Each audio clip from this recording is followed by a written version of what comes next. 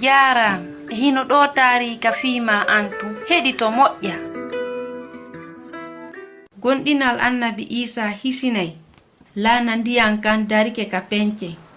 Pulusa e Silasi weldiɗo makko no seppude yaha e nde saare wi'etende Filipi. Ka makiti e ka hoore ɗate hiɓe yewta yewtereji buy. Allah no yiɗi on neli ɓiɗɗo makko kaduna si on gonɗini e inde Isa jomi on dandete. Linda gonɗini o heɗiti e dow weltare tarikaji sifiɗiɗin fi annabi Isa.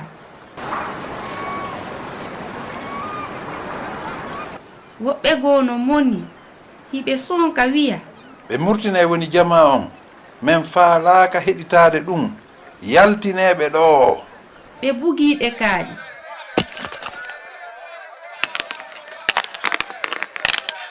Tunde wotere jama on fo woni e sonkugol e hoore nelaaɓe Allah ɓen.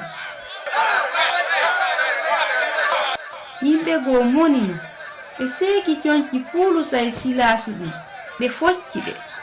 ɓaawo maɓɓe ngon muusi ɓe sabu ko ɓe piira kon jabbi waɗaaɗi ƴiye ka bindeere ɓe bugaaka kaso niɓɓutungu e ɓuuɓungo.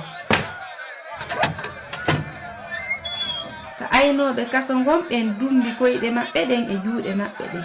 Hiɓe barminaaɓe fof ɓalli maɓɓe ɗin no wuli muuseeni. Ka Kitaabul Muqaddasi hiɗen jangude fii ko kasoɓɓen alaa kon e wulditaade wi'a ko honɗum Allah accani ɗum heɓi men. Edi ɗum hiɓe beytande Allah beyti ka tumbere jemma. Sayi on non hewti Allah faabiɓe e nder dimbugol leydi ndi. Jolokeje ɗen yani ɗe udditi. Aynuɗo kaso on fini sabu ko hitongo waɗi kon. Miijo makko arano gon ko wiwgol wondema kasoɓɓen fo dogi. Hari himo huli hoorejo makko tawi himo faala maayude o ƴetti kaafa makko kan.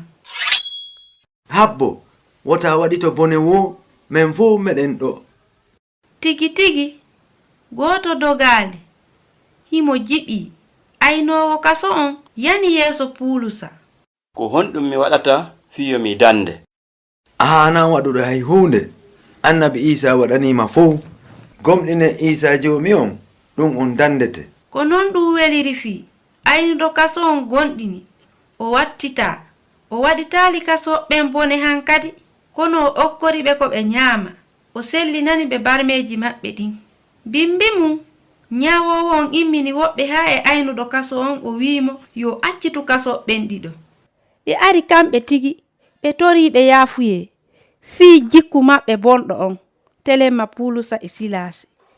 Ɓawto ɗum Pulusa e Silasi yahi kadi e nokkuuji ɗuuɗuɗi ɓe feññinani yogaɓe wonandema.